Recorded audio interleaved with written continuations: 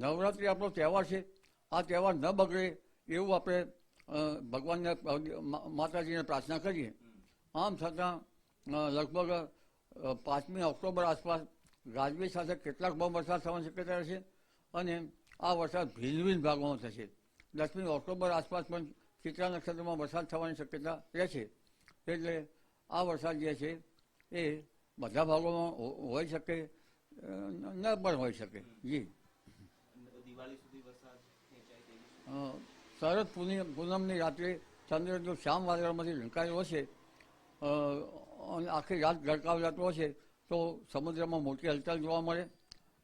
મોટા મોટા જે વહાણો છે તેને પણ દરિયામાં અસર થઈ શકવાની શક્યતા રહેશે. પરંતુ શરદ પૂર્ણિમા પછી પણ રાજ્યના કેટલાક ભાગોમાં વરસાદી ઝાપટા, હળવા વરસાદી ઝાપટા પડવાની શક્યતા રહી શકે અથવા તો વાદળો આવવાની શક્યતા રહેશે. 3 ઓક્ટોબરની જે સિસ્ટમ બને છે ત્યાર પછી સાયક્લોન બનશે.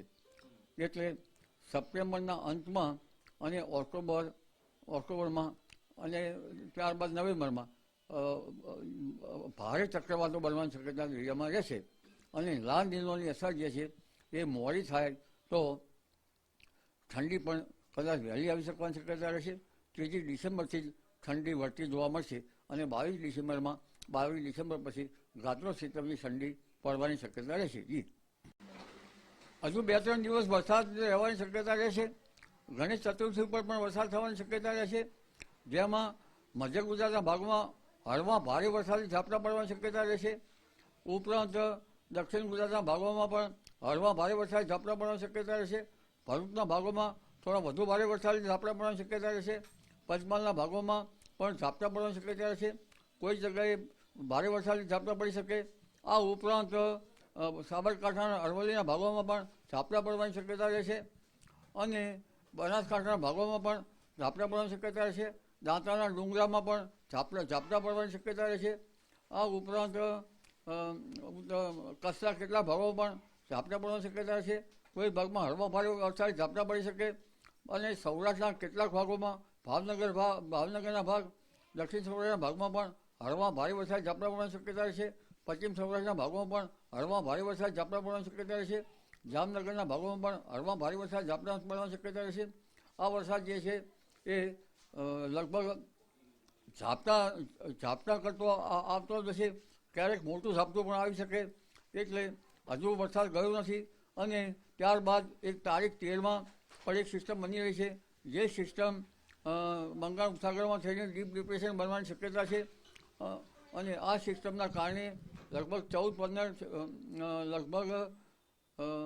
સપ્ટેમ્બરમાં એક મોટું બહોળું સર્ક્યુલેશન બને જે મધ્યપ્રદેશ સુધી આવી શકવાની શક્યતા રહેશે. એટલે 15થી 18 તારીખમાં પણ વરસાદ થવાની શક્યતા રહેશે. મધ્યપ્રદેશના ભાગમાં ભારે વરસાદ થવાની શક્યતા રહેશે, જેના કારણે નર્મદા નદી 2 કાંઠે થવાની શક્યતા રહેશે.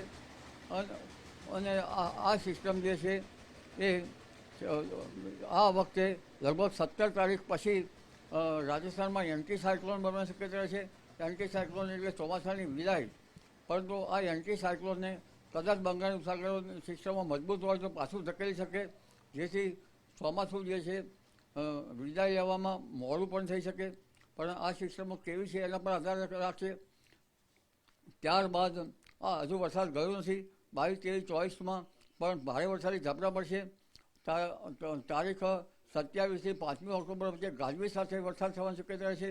5મી ઓક્ટોબરે દરિયા કિનારે ભારે પવન ફૂંકાશે અને ગાજવીજ સાથે કેટલાક ભાવ વરસાદ થવાની શક્યતા રહેશે.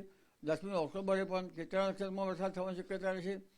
શરદ પૂર્ણિમાની રાત્રિએ જો ચંદ્ર શ્યામ વાદળોમાં આખી રાત ઢંકાયેલો હોય તો સમુદ્રમાં હલચલ જોવા મળે અને કેટલાક જે વહાણો હોય તેના ઉપર દરિયામાં મધદરિયે અસર કરી શકે તેવું સમુદ્રમાં હલચલ જોવા મળે.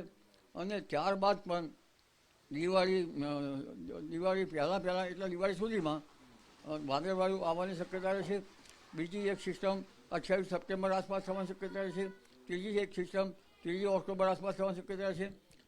પાછલી જે સિસ્ટમો છે એ લગભગ સમુદ્રમાં જે બંગાળ ઉપસાગરમાં વાવાઝોડું પણ સર્જી શકે ઓક્ટોબર નવેમ્બરમાં વાવાઝોડા સર્જાવાની શક્યતા વધુ રહેશે.